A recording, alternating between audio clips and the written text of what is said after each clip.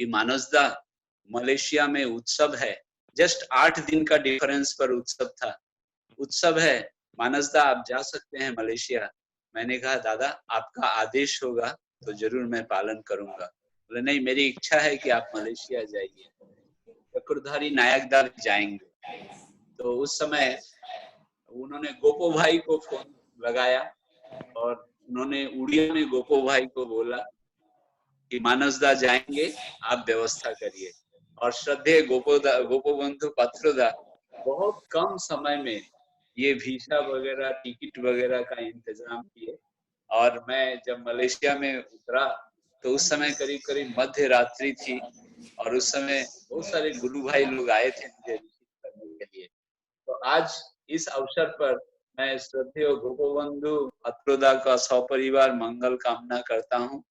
साथ साथ श्रद्धेय रंजन दा, दीपंकर भाई, सुशांतो दादा, बापादित्य भाई, हमारे शंकर दादा, प्रदीप भाई, श्रीधर भाई और हांगकांग के हमारे बिजन दत्ता भाई, श्री अनिमेश दादा एवं अन्य सभी लोग जिनका नाम मैं नहीं बोल पा रहा हूँ, सभी के लिए मैं ठाकुर जी के रातुल चरणों में प्रार्थना करता हूँ, जिनसे उनके जीवन में मंगल आए, उनके जीवन में आनंद आए। श्रद्धेय गोपोदा ने मुझे टॉपिक दिया है गृहस्थ नीति। देखिए, हम लोग जो बचपन में पढ़े हैं 4 आश्रम की बात उसमें कही गई है। सबसे पहले ब्रह्मचर्य है, फिर गृहस्थ है, फिर वानप्रस्थ है, फिर संन्यास है। हम लोग ठाकुर जी को पकड़े हैं। ठाकुर जी बोला करते थे कि मैं गृही सन्यासी चाहता हूँ, मैं जंगल का सन्यासी नहीं चाहता हूँ, मैं गृही सन्यासी चाहता हूँ। सन्यासी शब्द से ठाकुर जी बोलते थे, सत में जिसका मन न्यस्त है वही सन्यासी है।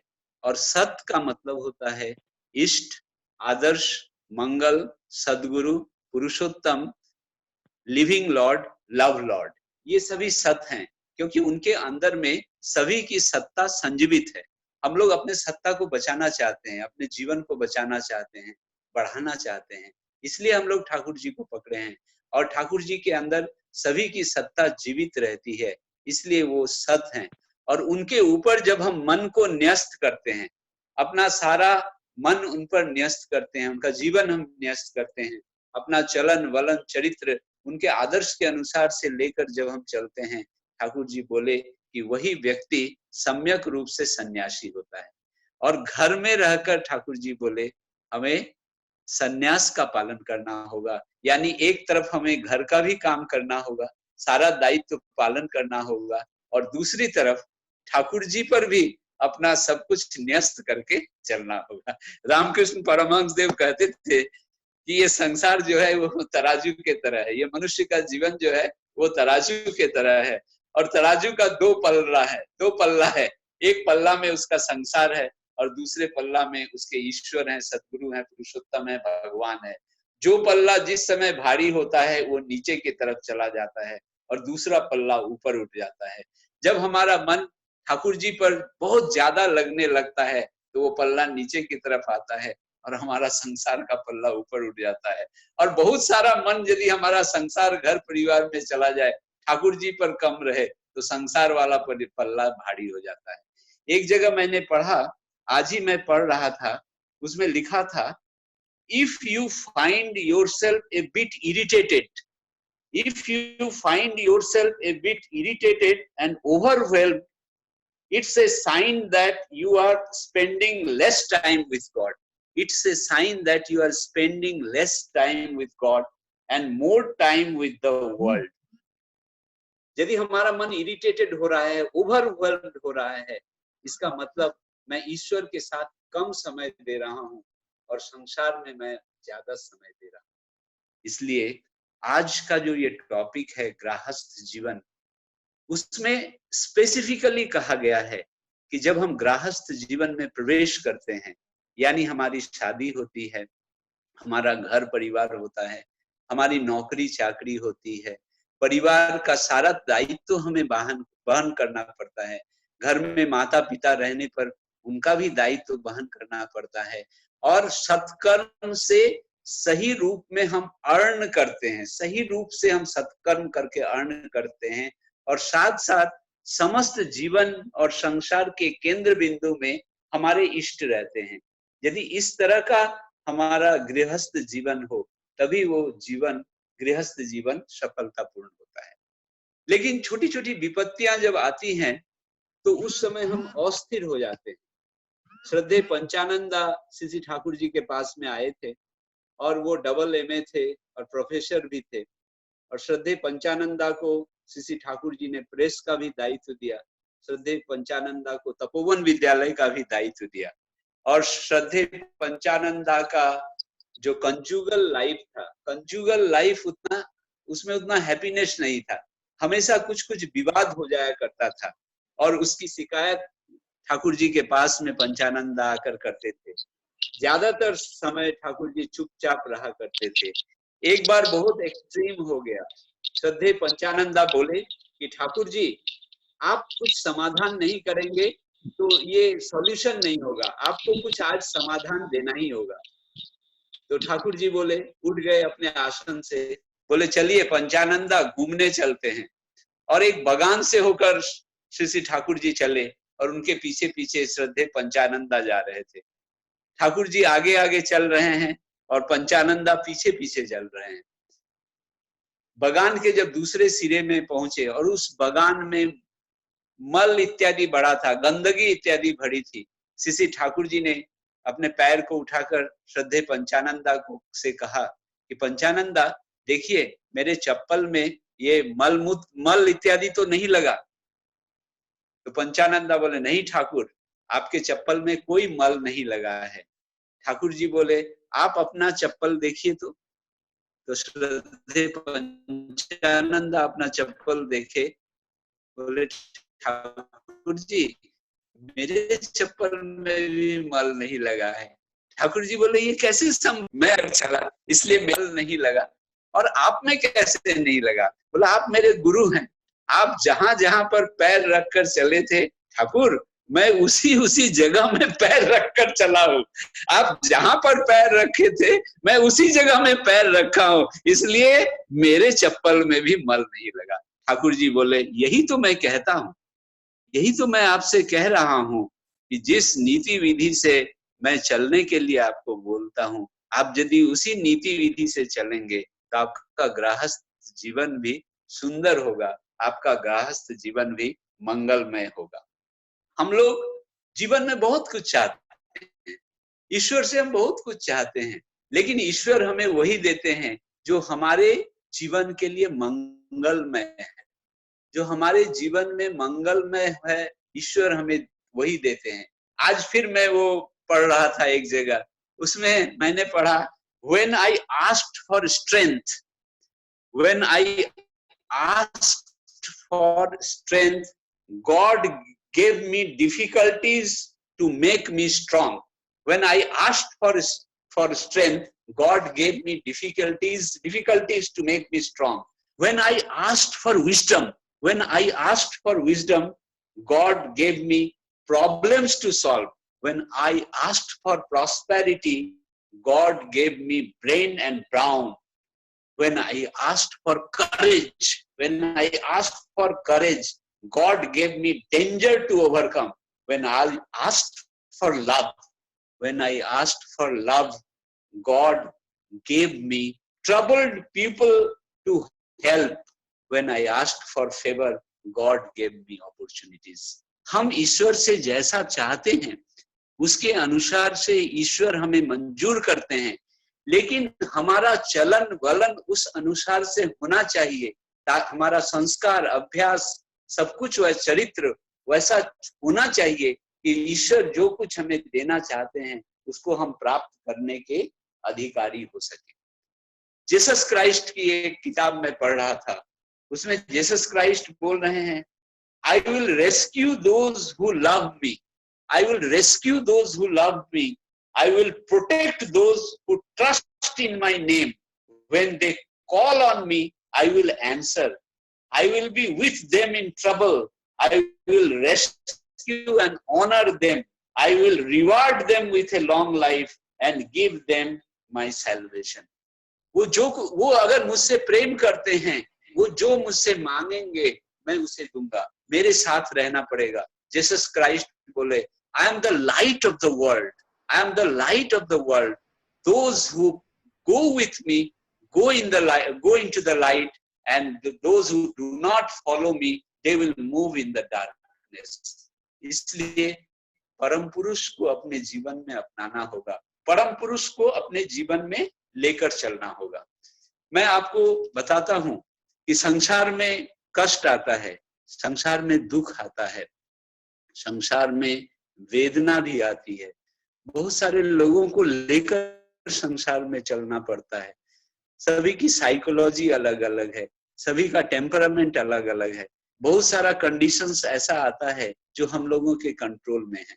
मेरे एक दोस्त हुआ करते थे, क्लास 12 में मैं उनके साथ में था, ओम प्रकाश सिंह। आज के दिन में वो कोलकाता हाई कोर्ट में शेरिफ्स ऑफिस में हैं। वो हिंदी में एमए किए और पॉलिटिकल साइंस में एमए किए। मैंने उनको याजन किया था स्टूडेंट लाइफ में, वो दीक्षा लिए थे। हिंदी भाषी होने के बावजूद उन्होंने ठाकुर जी की मातृभाषा बंगला सीखा, कि ठाकुर जी की मातृभाषा बंगला है इसलिए मैं बंगला सीखूंगा। वो नौकरी में गए, एक उनके पिताजी उनके पास में आए और उनके पिताजी का आंख का ऑपरेशन था, पिताजी रिटायर हो गए थे। उन्होंने ठाकुर जी के पास में प्रार्थना किया, ठाकुर जी की प्रतिछवि के सामने, कि ठाकुर जी 3 दिन के बाद मेरे पिताजी की आंखों का ऑपरेशन है, मेरे पास कुछ भी पैसा नहीं है, मैं किसी से भी कोई रुपया नहीं मांगूंगा, लेकिन मेरे पिताजी का जिससे ऑपरेशन हो जाए। पिताजी के पास भी पैसा नहीं था। तो पहला दिन बीत गया, दूसरा भी दिन बीत गया, अब तीसरे दिन उनका ऑपरेशन है, डॉक्टर का टाइम लिया हुआ है और पास में पैसा नहीं है। उनके सहकर्मी उनसे पूछ रहे हैं, कोलीग पूछ रहे हैं, सिंह जी आपको कोई असुविधा है क्या, आप चिंतित क्यों नजर आ रहे हैं? बोले नहीं, कोई असुविधा नहीं है, कोई चिंता नहीं है। और मन ही मन ठाकुर जी का नाम ले रहे हैं। और शाम का 4:30-5 बजने को है, अब ऑफिस बंद हो जाएगा और कल सुबह एडमिट करना है, उनके पिताजी के आंखों का ऑपरेशन है, पास में पैसा नहीं है। मन में संकल्प किए हैं कि ठाकुर जी मेरे पिताजी का जिससे आंखों का ऑपरेशन हो जाए, लेकिन मैं किसी से पैसा नहीं मांगूंगा, रुपया नहीं मांगूंगा। अचानक 5 बजे एक पोस्टमैन आता है, वो कहता है कि मिस्टर ओम प्रकाश सिंह आप ही हैं? तो बोला हाँ। बोला आपके नाम से एक मनी ऑर्डर आया है। बोला कहाँ से मनी ऑर्डर आया है? बोला पैसे पहले मनी ऑर्डर का रुपया तो रिसीव करिए। और उसमें एक कूपन में लिखा हुआ था, मनी ऑर्डर के कूपन में, कि आपके पिताजी जब इस जगह में सर्विस में थे, पीएचईडी डिपार्टमेंट में, रोडवेज डिपार्टमेंट में, वो सीनियर क्लर्क थे और उस समय मैं एक जूनियर इंजीनियर के तरह ज्वाइन किया था और उस समय मेरे पास पैसा नहीं था। आपके पिताजी ने 500 रुपया मेरे पास उधार दिया था, उसके बाद मेरा ट्रांसफर हो गया और आपके पिताजी से भेंट नहीं हो पाई, आपके पिताजी को रुपया नहीं दे पाया। इस बीच में 10 वर्ष बीत गया है। अचानक मुझे याद आया कि आपके पिताजी को रुपया लौटाना है, तो मैं बहुत पता करके आपका ये एड्रेस जाना कि आप कैलकाटा हाई कोर्ट में हैं, इसलिए आपके पिताजी से जो मैं रुपया लिया था वो मैं अभी भेज रहा हूँ। तो ओम प्रकाश सिंह जी के हाथ में 500 रुपया आ गया। सोचिए 10 साल पहले उनके पिताजी से उनका एक जूनियर इंजीनियर लिया था उधार में और वो पैसा ठीक उनके ऑपरेशन के एक दिन पहले आया। ये है ठाकुर जी पर विश्वास रखकर चलने का। ठाकुर जी बोले घर में अभाव भी हो तो चिंता करने की बात नहीं है, उनका नाम ध्यान करते रहिए, प्रभु पर छोड़िए। नगेन भट्टाचार्य जी वो गीता के बहुत बड़े महाज्ञानी थे, वो गीता का प्रवचन करते थे और बाद में ठाकुर जी से प्रभावित होकर वो ठाकुर जी की दीक्षा ग्रहण किए। उसी तरह वो शांत स्वभाव के थे, नाम ध्यान करते थे। घर में अभाव भी है उसकी कोई चिंता नहीं है। एक दिन सुबह में उनकी पत्नी बोली, आप नाम ध्यान में बैठे हैं, आज तो चूल्हा नहीं चढ़ेगा, आज तो कुछ भी खाना नहीं पकेगा। नगेंद्र बोले क्यों, क्या हुआ? बोला कैसे चूल्हा पकेगा जलेगा, ना कोयला है, न चावल है, न तेल है, न मसाला है, न सब्जी है, न घर में एक पैसा है, कैसे आज खाना बनेगा, हम लोगों को भूखे रहना पड़ेगा। तो नगेंद्र बोले कि मैं भी ठाकुर जी का ध्यान कर रहा हूँ, तुम भी मन ही मन नाम करो, प्रभु की जो इच्छा है वही होगा। 1-2 घंटे के बाद एक माँ आई, अपने साथ 2-3 कुली उनके साथ था और वो पूछी कि नगेन भट्टाचार्य जी दा का घर यही है क्या? तो नगेन दा बाहर निकले, बोले हाँ मैं ही नगेन भट्टाचार्य जी हूँ, बोलिए क्या बात है? वो माँ बोली कि देखिए बहुत पहले आप एक गांव में गए थे और वहां आपने गीता का प्रवचन दिया था, लेकिन आपको जो दान में मिलना था वो दान आपने ग्रहण नहीं किया, इसलिए वो दान की सामग्री मैं लेकर आई हूँ। इसमें चावल है, दाल है, सब्जी है, तेल है, मसाला है, फल है, कुछ कपड़ा है, रुपया है।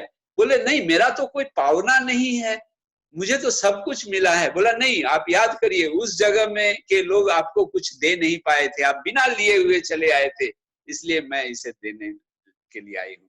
ठाकुर जी बोले जो परम पिता का नाम लेकर चलता है, जो इष्ट को पकड़कर चलता है, भूत भी उसकी सहायता करने के लिए आता है, वो कभी भी अभावग्रस्त नहीं होता। ठाकुर जी की वाणी है, विपाक पथे हाथ धोरे जे चलार कायदा जानिए देय, ताकेई जानिस गुरु बोले अभय पदे सही तो रॉय। अब कुछ कुछ प्रश्न ठाकुर जी के सामने पूछा गया था जो गृहस्थ जीवन से बहुत कनेक्टेड है। ये सारा प्रश्न हमारे गृहस्थ जीवन से बहुत कनेक्टेड है।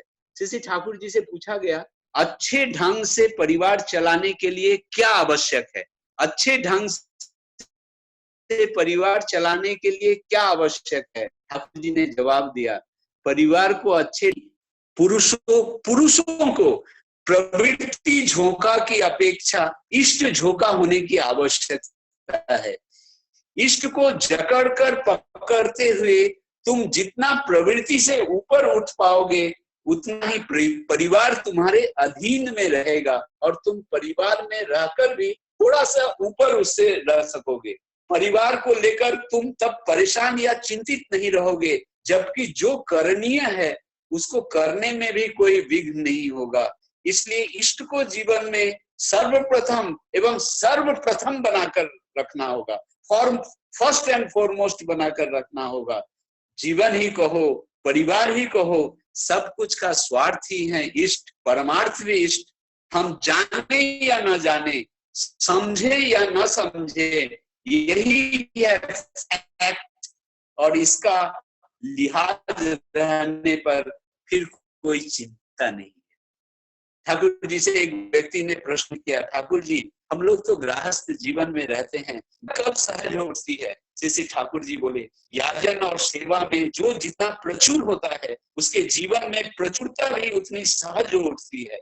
मनुष्य को थोड़ा सा सिंसियरली प्रेम करो, उससे जिससे भला हो उसका वैसा ही करो, सेवा चर्या करो, स्वार्थ प्रत्याशा छोड़कर, तब देखना जो मनुष्य तुम्हारे लिए क्या क्यों करेगा, तुम्हें कहाँ रखेगा, ये सोच ही नहीं पाओगे। इसलिए कहता हूँ मनुष्य का उपाय करो, धन का उपाय करने की बात तुम्हें सोचना नहीं पड़ेगा। श्रद्धेय गोपो भाई के यहाँ पर मैं उत्सव के दौरान ठहरा था, चक्रधारी दादा भी आए थे और उनके साथ पूरा एक म्यूजिकल टीम थी। और साथ ही साथ मैंने देखा एक दिन पहले मैं वहां पहुंचा था, मैं देखा कि श्रद्धेय गोपबंधु पात्रोदा के घर में करीब 25-30 लोग आए हुए हैं, करीब 25-30 लोग आए हुए हैं। और जिसको जहाँ जगह मिली है सब लोग उस जगह को अधिकार करके हैं। और मैंने देखा गोपबंधु दादा का बड़ा लड़का 9th में पढ़ता था, घर की माँ, उन दोनों ने और गोपबंधु दादा स्वयं खुद इतनी सेवा की है। मैं भी गया था, हम लोगों की इतनी सेवा किए तो, और इतना प्रसन्न होकर सबकी सेवा की, उतना लोगों के आ जाने के बाद भी, तो ये मुझे बहुत अच्छा लगा और मुझे बहुत कुछ सीखने का वहां पर मौका मिला। और ये जो ठाकुर जी बोले कि इष्ट को पकड़कर चलने से सांसारिक जीवन अच्छा होता है, मंगलमय होता है, सुखमय होता है। हम जो कुछ परिवार के लिए करते हैं ये सोचकर करना चाहिए हम इष्ट को खुश करने के लिए कर रहे हैं, ठाकुर जी को खुश करने के लिए कर रहे हैं। मन में अवसाद आता है, सांसारिक जीवन में, गृहस्थ जीवन में मन में अवसाद आता है। श्री ठाकुर जी से पूछा गया कि ठाकुर जी मन में अगर अवसाद आ जाए, चिंता आ जाए तो क्या करेंगे हम? ठाकुर जी बोले याजन आरंभ करना चाहिए, याजन करते करते मन चंगा हो जाता है। फिर ठाकुर जी बोले अपने प्रति जैसा आचरण पसंद नहीं करते दूसरे के प्रति वैसा आचरण नहीं करना। ठाकुर जी बोले पारिपार्श्विक के विपरीत संघात से मन कभी कभी दुखमय हो जाता है। उस समय तुम ये सोचना तुम्हारा अपना दोष कितना है। अगर लगे कि तुम्हारा अपना कोई दोष नहीं है, कोई त्रुटि नहीं है और दूसरे का ही ज्यादा दोष है, तो उस व्यक्ति से तुम घृणा नहीं करना, उस व्यक्ति से तुम दूर नहीं हटना, बल्कि उस व्यक्ति के संबंध में सहानुभूति से विचार करना और ये सोचना कि जरूर वो व्यक्ति किसी समस्या में होगा या गुस्से में होगा, इसलिए उसने मुझसे ऐसा इस ढंग का अच्छा मैंने व्यवहार नहीं किया, इसलिए उसके प्रति सहानुभूति रखना। जिस तरह तुम परमपिता से दया और क्षमा चाहते हो, उसी तरह दूसरे की गलती में भी तुम उसे दया करना, उसे क्षमा करना। यदि शारीरिक कारण से मन खराब हो तो उस स्थिति में दवा इत्यादि खाना, खेल कूद करना और कुछ व्यायाम करना और ऐसे लोगों से मिलना जुलना, बात करना। जब दुख आए और जब अकेले रहो, दुख के समय तुम कभी अकेले नहीं रहना, तुम बाहर निकल जाना, याजन करना, लोगों से बातें करना, थोड़ा घूम लेना, थोड़ा व्यायाम करना, ठाकुर जी के पुस्तकों को पढ़ना, तो देखोगे तुम्हारा दुख खत्म हो जाएगा। और आगे है संकीर्ण स्वार्थ की चिंता मत करना। जितना हम अपने स्वार्थ की चिंता करते हैं मन संकीर्ण हो जाता है। तो मन को विस्तार में लगाना चाहिए। मन को हम जहां पर लगा कर रखेंगे हमारा सब कुछ उसी अनुसार से होगा। इसलिए मन को इष्ट में लगाए रखने से मन कभी भी संकीर्ण नहीं होता, और जब मन संकीर्ण नहीं होता तो दुख भी नहीं आता। ठाकुर जी से पूछा गया, ठाकुर जी परिवार ठीक कैसे रहेगा, परिवार ठीक कैसे रहेगा? ठाकुर जी बोले, सुनो, मेरा संसार यदि ठीक रखो तभी दुख कष्ट के अंदर भी अपना परिवार ठीक रहेगा। माने मेरा परिवार, माने ठाकुर जी जिस तरह से चलने के लिए बोले हैं, जैसे चले हैं वैसा चलोगे तो तुम्हारा परिवार ठीक रहेगा, किंतु सफर करना ही पड़ेगा। अपना परिवार यदि ठीक रहना चाहो तो केवल परम पुरुष को अगर छोड़ देते हो, इष्ट को छोड़ देते हो, और इष्ट को छोड़कर अपना परिवार अपना परिवार अपना परिवार ये सब करोगे तो तुम्हारा परिवार कमजोर हो जाएगा। तुम सोने की अट्टालिका बनाना चाहते हो लेकिन उसका फाउंडेशन ही प्रॉपर नहीं है। अगर उस अट्टालिका का, पैलेस का फाउंडेशन प्रॉपर नहीं है, हवा के झोंके से, आंधी तूफान में एक दिन वो अट्टालिका गिर जाएगा। इसलिए ठाकुर जी बोले, तुम्हारे जो अपने हैं, परिवार के हैं, यदि उन्हें सुरक्षित न रख सको तो तुम्हारा जीवन भी एक झमेला हो जाएगा। इसलिए मैं जो कहता हूं वही करो, देखोगे तुम्हारा स्वार्थ भी पूर्ण होगा। श्री ठाकुर जी बोले, सिर्फ दीक्षा लेने से सब कुछ नहीं होगा, गुरु या आदर्श के निर्देश का, आचार्य देव का निर्देश का पालन करना होगा, निष्ठा के साथ पालन करना होगा। एक व्यक्ति ने पूछा, ठाकुर जी अगर किसी से प्रतिशोध लेना है, रिवेंज लेना है, तो हम रिवेंज कैसे लेंगे? श्री ठाकुर जी बोले, अगर प्रतिशोध ही लेना है तो उसे प्रेम करना, उसे सेवा देना, उसके द्रोह बुद्धि को धीरे धीरे कम करना, उसकी द्रोह बुद्धि वितारित हो जाएगी, उसके हृदय को तुम परिशुद्ध करना, उसे सत्ता बांधव कर देना, सत्ता के प्रति बांधव कर देना। एक बानू माँ बोलकर एक माँ थी, और उनके माँ वो आश्रम में रहती थी, और देवघर में आश्रम में वो रहती थी, और उनके आंगन में केला का एक बहुत सुंदर पेड़ था, और केला का बहुत सुंदर एक फल आया था, और मिट्टी खोदकर उसके घानी को नीचे तक लाया जा रहा था, क्योंकि ये इतना बड़ा हो गया था। एक दिन सुबह में वो बानू माँ उठी तो देखी उनका वो केला का ये चोरी हो गया है, कोई चोर आकर ले गया है। तो बहुत खोजने के बाद उस चोर का पता चला, वो मिट्टी गाड़ कर, मिट्टी में उस केले के इसको गाड़ रहा था ताकि वो पक जाए। उसे लाया गया, सभी लोग ठाकुर जी के पास ला रहे थे, सोचे अच्छा से उत्तम माध्यम आज करना पड़ेगा। ठाकुर जी ने एक व्यक्ति को बुलाया और बोला कि जाकर 20 केजी चावल ले आओ, दाई ले आओ, बिछावन ले आओ, कपड़ा ले आओ, 2000 रुपया ले आओ, और ये सब कुछ लाकर उस यंग लड़का था, वो जो चोरी करने निकला था वो यंग लड़का था। ठाकुर जी बोले बहुत प्रेम से, ये सबको तुम लेकर चले जाओ। वो तो बेचारा रोने लगा, वो सोच रहा था कि मैं चोरी किया हूँ और इतने लोग मुझे मारेंगे, ठाकुर जी के सामने मारेंगे, और ठाकुर जी इतना सारा चीज उसको दे दिए और वो रोने लगा। और रोते रोते वो एक अच्छा लड़का बन गया, उसका सारा नेचर, उसका बिहेवियर बदल गया। यही है प्रतिशोध, यही है प्रतिशोध। किसी के हृदय को परिशुद्ध कर लेना ही, कर देना ही, और उसे सत्ता संवर्धनी बना देना ही, ये सबसे बड़ा प्रतिशोध है, सीसी ठाकुर जी बोले। अब कुछ बातें जो सांसारिक जीवन में बहुत ही महत्वपूर्ण है, वो है शिशु पालन। घर में छोटे छोटे बच्चे रहते हैं, उन बच्चों को कैसे हम प्रॉस्पर करेंगे, उन बच्चों को कैसे नर्चर करेंगे, ये ध्यान रखना चाहिए कि बच्चों का माता पिता के प्रति जिससे श्रद्धा रहे, भक्ति रहे। अगर घर में दादा दादी, नाना नानी हो, तो नाना नानी को भी, दादा दादी को भी वो भक्ति करके चले। उनके हाथ में हमेशा कुछ ना कुछ देना चाहिए और बोलना चाहिए, जाओ ठाकुर जी के पास में रख दो, जाओ ये चीज दादाजी को दे दो। माँ को चाहिए कि पिताजी के बारे में अच्छी अच्छी बातें बताएं। पिताजी को चाहिए जैसे बच्चों का मन माँ में लगे। ठाकुर जी की एक वाणी है, ছেলের শ্রদ্ধা মায়ে আর মেয়ের শ্রদ্ধা বাপে, এমন তর ছেলে मेरा नष्ट হয় না चापे। इसलिए शिशु को हर दृष्टिकोण से हमें इस तरह से आगे बढ़ाना होगा।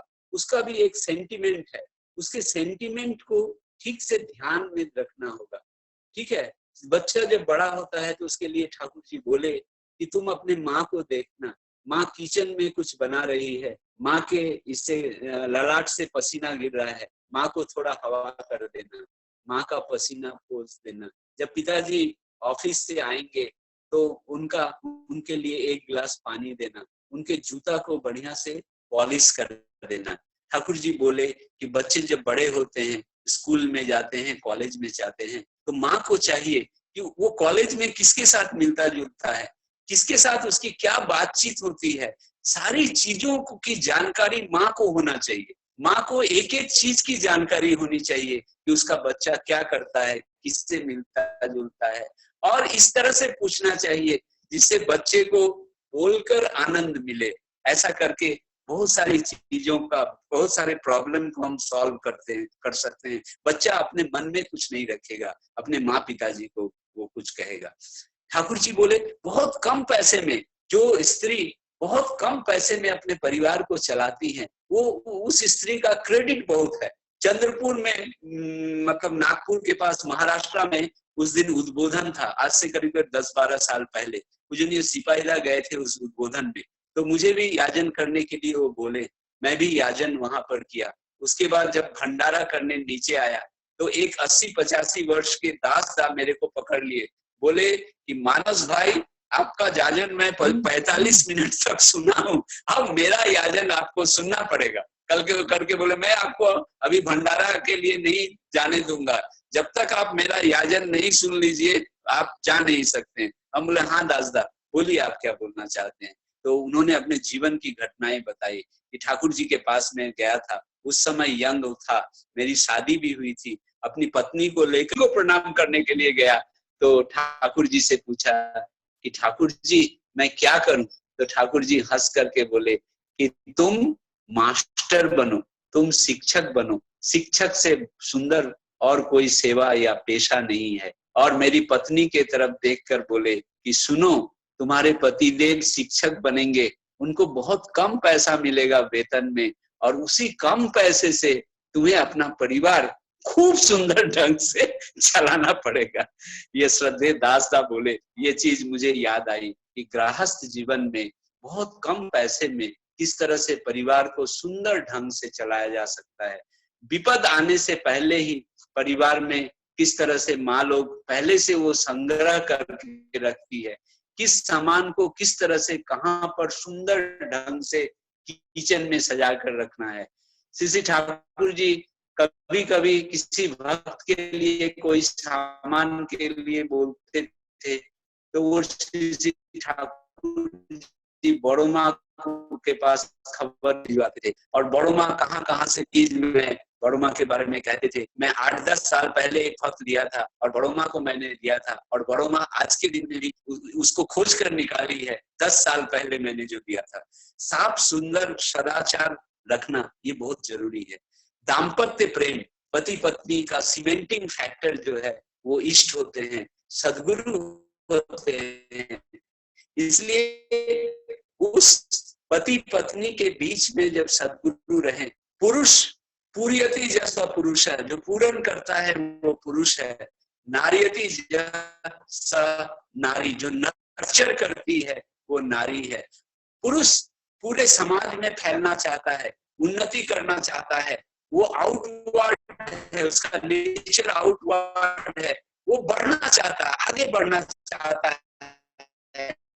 और जो स्त्री है, नारी है, अपने मन के मनुष्य को, अपने पति देव को हर ढंग से वो सहयोग करती है, सुख दुख में साथ रहती है, जिससे उसके पति देव इष्ट को लेकर चले और समाज में वो इष्ट के बारे में बोले, याचन करे। ठाकुर जी कहा करते थे कि दार्जिलिंग मेल में सामने का इंजन जो है वो ऊपर खींचता है, पीछे का इंजन धक्का देकर उसे ऊपर चढ़ाता है। मतलब है सामने का इंजन जो है आदर्श है, गुरु है, और पीछे का इंजन है पत्नी। जब गुरु के तरफ उसे धक्का देना है तो पत्नी का इंजन जो है वो पीछे से वो पुश करता रहता है, और जब डाउनवर्ड डायरेक्शन में जाता है तो उस समय भी पीछे का इंजन जो है वो पत्नी है, अपने पति को कभी भी वो डाउनवर्ड डायरेक्शन में नहीं जाने देती है, ऊपर की तरफ वो खींचती है ताकि उसकी गति ऊपर की तरफ हो। जिस परिवार में इस तरह का परिवेश है वो परिवार बहुत सुखी होता है, आनंदमय होता है। इसलिए गृहस्थ जीवन की जो कुछ मूल बातें, अतिथि की सेवा किस तरह से करना है, जब कोई आए घर में तो उस समय उनकी सेवा किस तरह से करेंगे। श्री ठाकुर जी ने नारी नीति में सब कुछ सुंदर ढंग से बता दिया है कि नारियों को अपने घर परिवार में एकदम बचपन से लेकर किस तरह से घर परिवार में चलना है, इससे उससे दूसरे से किसी से गिफ्ट नहीं लेना है। श्री ठाकुर जी बोले, माँ मेरी, कन्या मेरी, आपके अंदर इस तरह का मातृत्व का बोध हो कि आपको देखकर लोगों के मन में श्रद्धा हो। तो संक्षेप में मैं कहूंगा कि मूल बातें जो गृहस्थ जीवन की हैं वो इष्टि चलन में चलना, यानी इष्ट की प्रतिष्ठा को ही मूल में रखकर जीवन में चलना है। परिवार के कार्य को भी इष्ट का कार्य समझकर करना है, सभी से प्रेम करना है, सेवा देना है, दूसरे का भार अपने ऊपर लेकर चलना है, मनुष्य के साथ अच्छा व्यवहार करना है, खूब परिश्रमी बनना होगा। जितना हम परिश्रमी बनेंगे, ठाकुर जी बोले, काजेर झुके चलबे যত শরীর ভুলে থেকে শরীর হবে সহনপুটু স্বাস্থ্য আসবে হেকে। श्री ठाकुर जी बोले, हम ध्यान करते हैं, इष्ट के साथ हम युक्त रहते हैं, नामी पुरुष के साथ हम युक्त रहते हैं, और जब नामी पुरुष के साथ युक्त रहते हैं तो ऑटोमेटिकली हमें रास्ता मिलता है, ऑटोमेटिकली हम समझ पाते हैं कि इस परिस्थिति में मुझे क्या करना है। श्री ठाकुर जी दया करके ये चीज हमें बता देते हैं कि इस परिस्थिति में क्या करना है। श्री ठाकुर जी बोले, मन को चंगा रखने के लिए अच्छी दवा है नाम जप करना। तुम्हारे ठाकुर यदि तुम्हारे जीवन में जीवंत नहीं है तो तब मनुष्य तुम्हारे ठाकुर को कैसे पाएंगे। मेरे जीवन में यदि ठाकुर जीवंत हैं तो मेरे से ही लोग ठाकुर जी को प्राप्त करने की प्रेरणा पाएंगे। इसलिए दीक्षा लेकर यजन याजन इष्ट वृत्ति, ये जो है बाद में स्वस्थनी सदाचार, ये सब का पालन करना बहुत जरूरी है। आगे फिर जो हमें जीवन में करना है, मनुष्य की अच्छाई, मनुष्य को हमेशा अच्छाई की ओर प्रेरित करना है। जिससे भी हम मिलते हैं अपने नौकरी के जगह में, अपने दोस्तों से, लोग मुझे ऑब्जर्व करते हैं, हमारे ऊपर एक स्टैंप लगा हुआ है, वो स्टैंप है कि ये ठाकुर अनुकूल चंद्र जी का दीक्षित है, ये सत्संगी है। इसलिए हमारा उठना बोलना चलना सब लोग ऑब्जर्व करते हैं। इसलिए हमारा ये सब कुछ बहुत बैलेंस्ड होना चाहिए, ये सब कुछ हमारा बिहेवियर बैलेंस्ड होना चाहिए। क्योंकि लोगों ने मेरे ठाकुर को नहीं देखा है, लेकिन मैं अगर ठीक से चलूंगा तो वो लोग प्रेरणा पाएंगे। श्री ठाकुर जी बोले, तुम एक सच्चा माल लेकर अपने साथ चल रहे हो, तुम एक सच्चा माल अपने ऊपर अपने साथ लेकर चल रहे हो। उस सच्चा माल को आदमी तभी सच्चा समझेंगे जब तुम्हारा चलन वलन आचरण चरित्र ये सब कुछ ठीक हो। सावधान, तुम एक सदगुरु का सच्चा माल लेकर जा रहे हो, लेकिन चलन वलन चरित्र अगर ठीक नहीं रहे तो उस सच्चा माल पर लोग विश्वास, क्योंकि उसने उन व्यक्तियों को तुमने उस सच्चे माल से विमुख कर दिया। ठाकुर जी बोले स्वार्थ से ऊपर उठकर चलना होगा, सबको बड़ा बनाने का प्रयास करना। आचार्य देव हमेशा कहा करते हैं कि हम प्रतिदिन एक बंधु बनाएं, प्रतिदिन आदमी को प्रेम करें और आदमी को बड़ा बनाकर किसी को छोटा करने की जरूरत नहीं है। सभी को हम जितना हैबिट्स एवं बिहेवियर को सुधारना होगा। सोशल डिसिप्लिन एवं ड्यूटी ये भी गृहस्थ जीवन का एक बहुत बड़ा संबल है। दुर्बलता को किसी तरह से प्रश्रय नहीं देना चाहते हैं। शरीर एवं मन को इष्ट के काम में हमेशा व्यस्त रखना होगा, तभी हम एफिशिएंट बन पाएंगे, तभी हमारा हर गो ऑफ लाइफ परफेक्शन की ओर ये होगा। ये दुर्बलता को भगाना होगा। अंत में मैं एक छोटी सी घटना, एक दिन ये ऐलान कर दिया कि कल सुबह मेरे महल का दरवाजा खुला रहेगा और उस खुले दरवाजे से सब लोग आ सकते हैं। मेरी जितनी प्रजा है सब लोग इसमें आए, और जो लोग सबसे पहले जिस चीज को टच कर देंगे वो वस्तु उनकी हो जाएगी। तो रात भर लोगों ने सोचना शुरू किया। एक व्यक्ति की पत्नी ने कहा कि देखिए मेरे पास सोना का कोई आभूषण नहीं है, मेरे पास कोई ज्वेलरी नहीं है, इसलिए कल जब आप राजमहल में जाइएगा तो सोना का ज्वेलरी जो रखा हुआ है वो खोजिएगा और वो टच करिएगा तो मेरे को नहीं है, आप खजाना पर हाथ रखिएगा। एक ने सोचा कि हमको अच्छा घोड़ा चाहिए, वो सोचा कि मैं जब जाऊंगा तो घोड़े को छू लूंगा।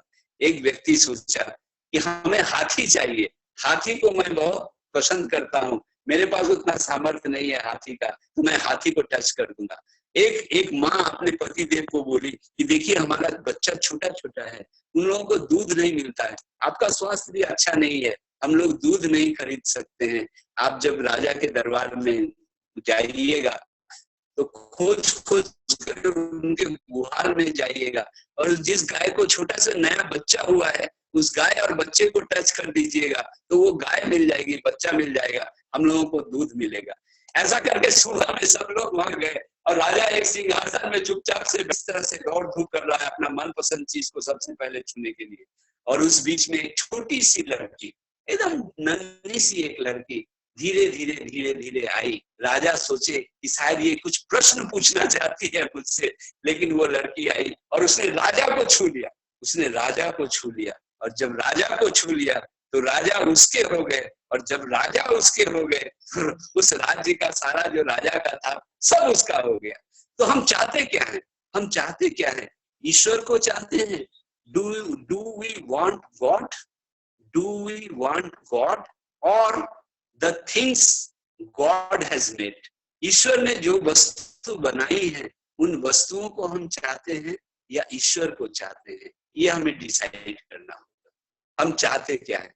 यदि हम पुरुषोत्तम को चाहते हैं, ठाकुर जी बोले यदि तुम कृष्ण को चाहते हो तो तुम्हारा कृष्ण भी बचा रहेगा और तुम्हारा वंश भी बचा रहेगा। अगर कृष्ण को छोड़कर तुम वंश के पीछे, परिवार के पीछे तुम दौड़ना शुरू करोगे तो कृष्ण भी नहीं मिलेंगे और तुम अपने वंश की भी रक्षा नहीं कर पाओगे। एक और कहानी मैं बताऊंगा। जब बिलासपुर से आप बॉम्बे वाले रूट से आप हावड़ा की तरफ जाते हैं भाया टाटा, वहां पर एक जगह है खरसमा, खरसमा बोलकर एक जगह है। वहां मंत्री का जो घर है, खरसमा के जब राजा हुआ करते थे, वो मंत्री का घर अभी भी बहुत सुंदर है और राजा का घर जो है टूट फूट गया है, राजमहल। तो उसकी भी एक कहानी है। राजा को कोई बच्चा नहीं हो रहा था, कोई संतान नहीं हो रहा था। बहुत एज में जाकर बहुत सारा तपस्या नाम उन्होंने ढिंडोरा पिटवा दिया कि मेरा बेटा हुआ है, राजकुमार आया है, जो लोग जो कुछ चाहते हैं मांग ले। सब लोग आए और राजा से कुछ कुछ मांगना शुरू किए, लेकिन मंत्री कुछ नहीं मांगा। मंत्री चुप से बैठा रहा। जब सब लोगों को राजा ध्यान दे चुके तो मंत्री से पूछा कि मंत्री जी, मेरा बेटा हुआ है, आप खुश नहीं हैं क्या? बोला हाँ राजा, हाँ महाराज, राजकुमार आए हैं, मैं बहुत खुश हूँ। बोले आप जब खुश हैं तो आप क्यों नहीं कोई वरदान मांगते हैं मेरे से? बोले राजा, आप तो मेरे को सब कुछ दिए हैं, मेरा अप्राप्य तो कुछ नहीं है, मैं क्या मांगूंगा?